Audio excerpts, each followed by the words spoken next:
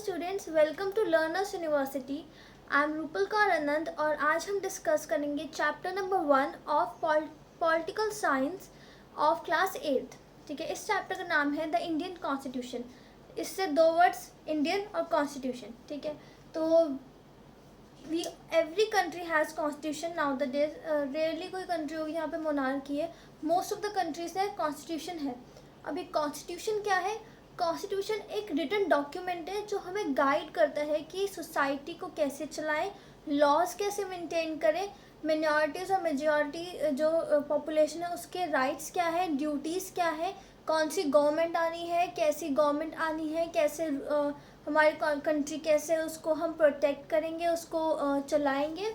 तो अगर पर्टिकुलर वो कहें तो पर्टिकुलर डेफिनेशन, तो constitution is a written document और अ गाइडिंग डॉक्यूमेंट, ठीक है, that in which laws are written या constitutive laws are written to maintain a good society.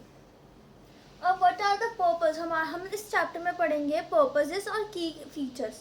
But सबसे पहले अभी हम डिस्कस करते हैं कि पर्पस क्या है हमारा कॉन्स्टिट्यूशन का। ठीक है, तो कॉन्स्टिट्यूशन के कुछ मेन पर्पस आपके बुक के अंदर मेंशन्ड है। सबसे पहला पर्पस तो इसका ये है कि हम fundamental nature of society maintain करते हैं। ठीक है, फंडामेंटल नेचर ऑफ सोसाइटी यानी कि ऐसी सोसाइटी जहाँ पर एक सेट ऑफ रूल्स हो ताकि कोई कम्युनिटी दूसरे पे like there should not be any discrimination on the basis of community, caste, race, gender and religion. इन किसी भी चीज़ पे, रेस होता है कलर, जेंडर यानी कि बॉय मेल और फीमेल, किसी भी तरीके से कास्ट के बेसिस पे, रिलीजन के बेसिस पे भेदभाव ना हो। तो एक सेट ऑफ रूल्स बनाने जिससे हमारी सोसाइटी को हम एक अच्छी से सोसाइटी को गाइडिंग प्रिंसिपल दे सके और उसको ढंग से चला सके। ठीक है, एक फंडामेंटल नेचर सोसाइटी को मेंटेन कर सके। ठीक है, इसके बाद तुम्हें एक एग्जांपल दे रखा है आप लोगों के बुक में अंदर नेपाल का। नेपाल में क्या हुआ था, देयर वाज अ किंग जिसका नाम था किंग बी। इसमें पूरा एक्सप्लेन नहीं है but let me tell you a story of Nepal कि नेपाल में डेमोक्रेसी कैसे आई। नेपाल में एक राजा था वीरेंद्र, ठीक है, और सब कुछ सही चल रहा था। उसने एक वो बना रखी थी, एक पार्लियामेंट था उनका, एक प्रॉपर प्रेसिडेंट वगैरह सब कुछ नॉर्मल था। मोनार्की तो थी बट कॉन्स्टिट्यूशनल मोनार्की थी, यानी कि वहाँ पे पार्लियामेंट भी था और किंग भी था। तो what happened is Virendra got massacre, यानी कि वीरेंद्र की हत्या कर दी गई। ठीक है, 2001 में एक मिस्टीरियस तरीके से उसकी हत्या की गई। किसी को नहीं पता कि वो कैसे मरा है। एक्चुअली जो अगला राजा आया वो ज्ञानेंद्र था, और बहुत लोग ये भी मानते थे कि ज्ञानेंद्र ने ही वीरेंद्र की फैमिली को और उसको मरवाया या मैसेकर हुआ है, he is behind this entire act.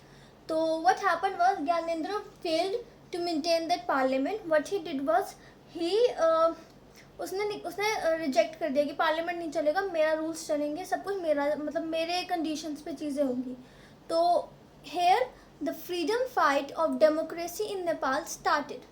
ठीक है, एंड व्हेन इट स्टार्टेड जब ये स्टार्ट हुई तो सिर्फ एक गवर्नमेंट नहीं, पहले तो इससे एक गवर्नमेंट, पार्लियामेंट में एक गवर्नमेंट थी। धीरे धीरे बहुत सारी पार्टीज़ ने इसमें पार्टिसिपेट किया, इस फ्रीडम स्ट्रगल में साथ आगे। कहते हैं ना कि अगर जैसे हमारे इंडिया में क्या हुआ था, हमारे इंडिया में जब फ्रीडम स्ट्रगल चली थी तो इंडियन नेशनल कांग्रेस, आरएसएस, जितनी भी आसपास की पार्टीज़ थी वो साथ मिल गई थी, क्योंकि वो किससे लड़ रहे थे, वो ब्रिटिशर से लड़ रहे थे। देखो, घर में तो हम लोग अपना जो डिस्प्यूट संभाल सकते हैं, बट बाहर वाले को तो पहले निकालो। तो सेम इट हैपन, जो इतनी भी पार्टीज थी उन्होंने अलायंस बनाई और उन्होंने ज्ञानेंद्र को वो कर दिया, हटा दिया। इन 2006 में डेमोक्रेसी आ गई थी नेपाल में। Nothing is written in here and it is actually not as important. इसकी डिटेल आप 10th क्लास में पढ़ेंगे, तो जब हम 10th क्लास का चैप्टर लेंगे तो मैं आपको अच्छे से समझाऊंगी कि ये नेपाल का क्या सिस्टम था। ठीक है, देखो, पहला तो हो गया कि फंडामेंटल नेचर सोसाइटी होनी चाहिए, मतलब कोई भी कम्युनिटी आपस में भेदभाव ना हो, इक्वालिटी हो। ठीक है, कोई किसी के साथ बुरा ना करे, एक सेट ऑफ रूल्स निकालें कि अगर ऐसा क्रिमिनल एक्ट हुआ तो इसके अगेंस्ट ये सज़ा है, and all of this things. ठीक है, उसके बाद दूसरी चीज़ की जो डेमोक्रेसी होती है ना, वो कंट्री के पॉलिटिकल सिस्टम को डिसाइड करती है। ठीक है, हम अपने पॉलिटिकल लीडर्स को चूज़ करते हैं ना, जो इलेक्शंस होते हैं वो किसका पार्ट है, वो कॉन्स्टिट्यूशन में ही लिखा हुआ है कि there should be an elections. और जो जितनी पॉलिटिकल पार्टीज़ हैं वो इलेक्शन वाला जितने भी सिस्टम है वो कैसे क्या लिखा हुआ है, कॉन्स्टिट्यूशन में। तो कॉन्स्टिट्यूशन का दूसरा एक पर्पस क्या है, हमारा एक अच्छी सी nature of countries political system decide करना कि डेमोक्रेसी होनी चाहिए और people should choose the leader. The main purpose of democracy is that the government, there should be a government for the people, by the people, of the people. We always learn these three things, ठीक है। तो democracy का main जो starting point है या basic point है वो यही है, ठीक है। Then there are rules in the, या फिर there are amendments in the constitution which is again, अगर कोई भी पॉलिटिकल पार्टी अपनी पावर का मिसयूज़ करेगी तो उसके अगेंस्ट रूल्स हैं, ताकि if any political party try to misuse the power तो उसके अगेंस्ट बहुत सारे रूल्स मेंशन हैं, गाइडिंग प्रिंसिपल मेंशन है कॉन्स्टिट्यूशन के अंदर, ठीक है।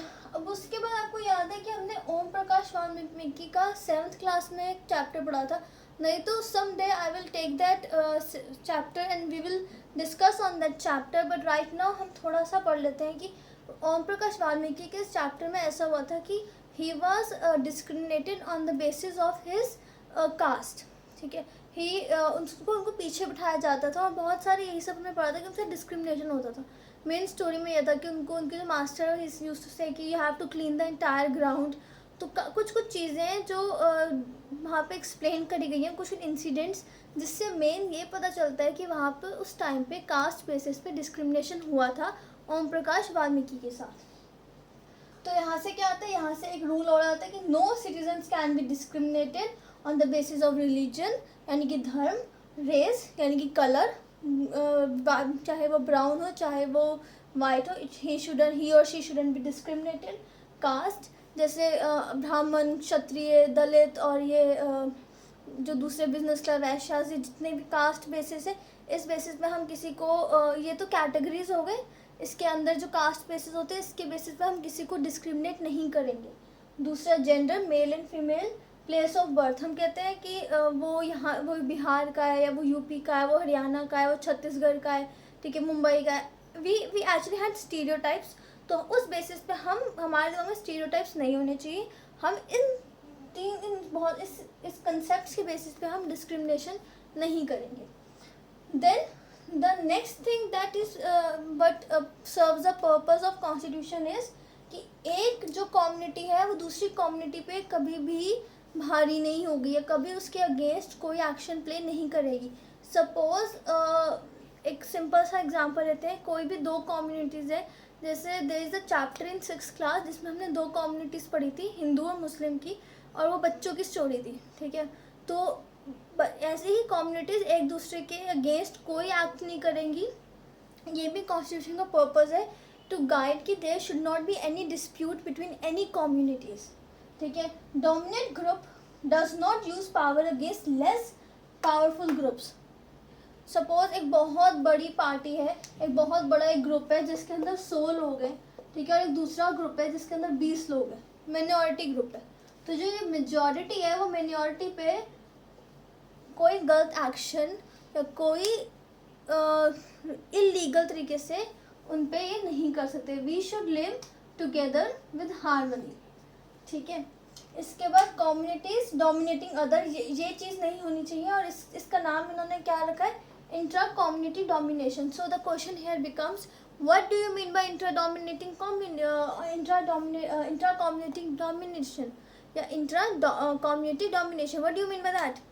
तो you will say one powerful community dominating the other less powerful community is called as intra community domination, ठीक है। This is all, and then we will study about the third significant purpose of constitution। तो हमारा जो तीसरा significant purpose था वो है कि कभी कभी you won't believe this, the third significant उसमें लिखा हुआ है save us from ourselves। तो constitution help us to save us from ourselves। भाई ये कैसे possible है? एक्चुअली में कॉन्स्टिट्यूशन का ये भी पर्पज़ है कि हम कभी कभी हमें लगता है कि नहीं, we need a strong dictator, हमें ये पॉलिसीज़ नहीं होनी चाहिए, ये नहीं होना चाहिए, एंड वी नीड कि हाँ ये तो गलत है, ठीक है, this is wrong, this is unfair. तो कभी कभी हमारे अपने ही डिसीजंस हमें लार्जर इंटरेस्ट से अगेंस्ट होते हैं, ठीक है। Just suppose I need a treater. This is a very stupid सा एग्जाम्पल है, बट एक स्मॉल लेवल पे एग्जाम्पल है। Suppose I need a treater, और उसके लिए मुझे बहुत सारे विलेजेस को, या फिर हाँ बहुत सारे विलेजेस को हटा के वहाँ पे मुझे थ्रेटर बनाना है, या वहाँ पे मुझे कोई अपना ऑर्गेनाइजेशन बनाना है, अपनी कंपनी खोलनी है। तो मुझे बहुत सारे जो विलेजेस है, हमारे विलेजर्स हैं, उनको बोलना है कि वहाँ से तुम चले जाओ और मैं यहाँ पे अपनी कंपनी खोलूँगी, ठीक है। और मैं तुम्हें कुछ बार, I want grant you anything, ना पे पैसा दूंगी ना कुछ दूंगी, बस तुम यहाँ से निकल जाओ, मुझे यहाँ पे कंपनी खोलनी है, ठीक है, दिस इज़ माई इंटरेस्ट। लेकिन ये जो विलेजर्स, इतने सारे विलेजर्स थे, इतने सारे विलेजेस यहाँ पे थे, उनके तो अगेंस्ट है ना ये। तो this is general example, just हम कि मेरा जो इंटरेस्ट है that is against the interest of larger section of the society. तो कभी कभी क्या होता है कि हमारा जो इंटरेस्ट होता है वो large section of society, larger interest के अगेंस्ट होता है, ठीक है। हमें कभी भी लगता है we need a strong dictator, या समटाइम्स वी फील कि our politics should be acrimonious. Now what acrimonious means should be harsh. The dictator should, या फिर the leader should take very hard decisions, तभी तो हमारी कंट्री चलेगी, ऐसे नहीं चल सकती, ठीक है। तो कभी कभी हमें ऐसा भी लगता है, ठीक है। लेकिन जो कॉन्स्टिट्यूशन है, जो हमारी बेसिक गाइडिंग बुक है, उसका ये मेन पर्पस है कि एक्चुअली में हमारे जो थॉट्स हैं उनको ठीक करना, कि जो बेसिक स्ट्रक्चर है हमारे कॉन्स्टिट्यूशन का, फ्रीडम, लिबर्टी, फ्रैटर्निटी, ये सब चीज़ें को गाइड करना, इन सब पे लोगों की फ्रीडम को प्रोटेक्ट करना और उनके राइट्स को प्रोटेक्ट करना। No citizen should be treated unequal, no freedom of speech का ध्यान रखना, फ्रीडम ऑफ इक्वालिटी का ध्यान रखना, लाइफ का ध्यान रखना, इन सब फ्रीडम ऑफ प्रॉपर्टी का ध्यान रखना, प्रॉपर्टी राइट्स, इन सब चीज़ों को गाइड करना एक अच्छे कॉन्स्टिट्यूशन का रोल है, पर्पस है। तो हमने 3 डिस्कस करे। 3 कौन कौन से थे? पहला, ठीक है, तो ये था कि हमारे जो कॉन्स्टिट्यूशन है वो प्रोटेक्ट करती है हमें अनइक्वल ट्रीटमेंट से, डिस्क्रिमिनेशन से हमें प्रोटेक्ट करती है, ताकि हमारी सोसाइटी में एक इक्वल ट्रीटमेंट सबके साथ रहे, ठीक है। एक अच्छी सोसाइटी मेंटेन करना मेन पर्पस है हमारे कॉन्स्टिट्यूशन का। दूसरा, पॉलिटिकल पार्टीज़ कैसे काम करे, कोई मिसयूज़ ना करे, मिनॉरिटी को भी प्रॉपर राइट्स मिले, ये हमारे कॉन्स्टिट्यूशन में लिखा हुआ है।